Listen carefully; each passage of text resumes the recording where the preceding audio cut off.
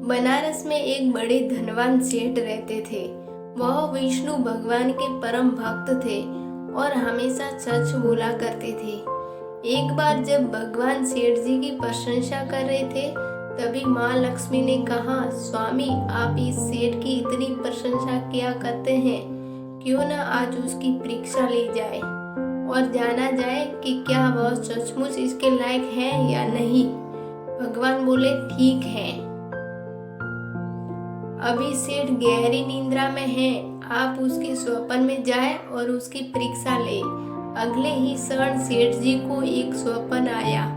स्वप्न में धन की देवी लक्ष्मी उनके सामने आई और बोली, हे मनुष्य, मैं धन की दात्री लक्ष्मी हूँ। सेठ जी को अपनी आंखों पर यकीन नहीं हुआ और वो बोले, हे माता, आपने साक्षात अपने दर्शन देकर मेरा जीवन धन्य कर दिया है।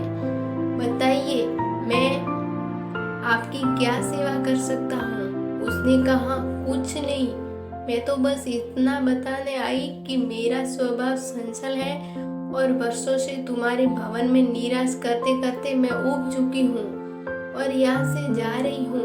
सेठ जी बोले, मेरा आपसे निवेदन है कि आप यहीं रहे, किंतु अगर आपको यहाँ अच्छा नहीं लग रहा है तो मैं भला आपको कैसे रोक सकता हूँ। आप अपनी इच्छा अनुसार जहाँ शायद जा सकती है। माँ लक्ष्मी यहाँ से चली गई। थोड़ी देर बाद वो रूप बदलकर पुनः सेठ की स्वप्न में यश के रूप में आई और बोली, सेठ मुझे पहचान रहे हो? सेठ बोला, नहीं महोदय, आपको नहीं पहचाना। यश बोला, मैं यश हूँ, मैं ही तेरी कीर्ति और प्रसिद्धि का कारण हूँ, लेकिन अब मैं तुम्हारे साथ नहीं रहना चाहता क्योंकि माँ लक्ष्मी यहाँ से चली गई है, अतः मेरा भी यहाँ कोई काम नहीं। सेठ बोले, ठीक है, यदि आप भी जाना चाहते हैं तो वही सही। सेठ जी अभी भी स्वप्न में ही थे और उन्होंने देखा कि वह दरिद्र हो गए हैं और धीरे धीरे उनके सारे रिश्तेदार व मित्र भी उनसे दूर हो गए हैं। यहाँ तक कि जो लोग उनका गुणगान किया करते थे वो भी अब बुराई करने लगे हैं। कुछ और समय बीतने पर माँ लक्ष्मी धर्म का रूप धारण कर पुनः सेठ की स्वप्न में आई और बोली, मैं धर्म हूँ माँ लक्ष्मी, और यश के जाने के बाद मैं भी इस दरिद्रता में तुम्हारा साथ नहीं दे सकता, मैं जा रहा हूँ। सेठ जी ने उत्तर दिया, जैसी आपकी इच्छा, और धर्म भी वहां से चला गया। कुछ और समय बीत जाने पर माँ लक्ष्मी सत्य के रूप में स्वप्न में प्रकट हुई और बोली, मैं सत्य हूँ। लक्ष्मी, यश और धर्म के जाने के बाद अब मैं भी यहाँ से जाना चाहता हूँ। ऐसा सुन सेठ जी तुरंत सत्य के पांव पकड़ लिए और बोले, हे महाराज, मैं आपको नहीं जाने दूंगा। भले ही सब मेरा साथ छोड़ दे, मुझे त्याग दे, पर कृपया आप ऐसा मत करिए। सत्य के बिना मैं एक क्षण नहीं रह सकता। यदि आप चले जाएंगे तो मैं तत्काल ही अपने प्राण त्याग दूंगा। सत्य ने प्रश्न किया, लेकिन तुमने बाकी तीनों को बड़ी आसानी से जाने दिया, उन्हें क्यों नहीं रोका?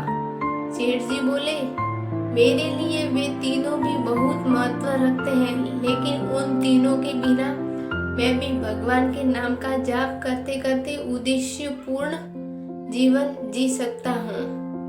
परंतु यदि आप चले गए तो मेरे जीवन में झूठ प्रवेश कर जाएगा और मेरी वाणी अशुद्ध हो जाएगी। भला ऐसी वाणी से मैं अपने भगवान की वंदना कैसे कर सकूंगा?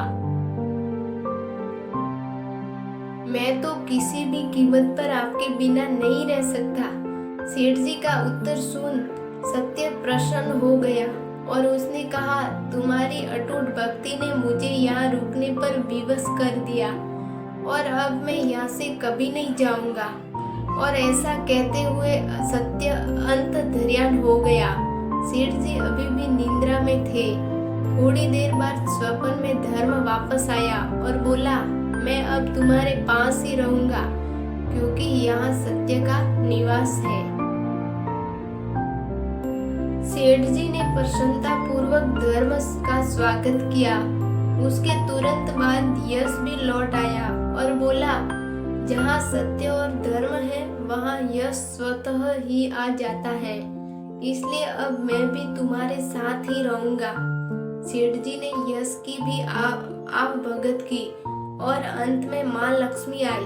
उन्हें देखते ही सेठ जी नतमस्तक होकर बोले, हे देवी, क्या आप भी पुनः मुझ पर कृपा करेगी? माँ लक्ष्मी ने उत्तर दिया, अवश्य। जहाँ सत्य, धर्म और यश हो वहाँ मेरा वास निश्चित है। यह सुनते ही सेठ जी की नींद खुल गई। उन्हें यह सब स्वप्न लगा, पर वास्तविकता में वह एक कड़ी परीक्षा से उत्तीर्ण होकर निकले थे।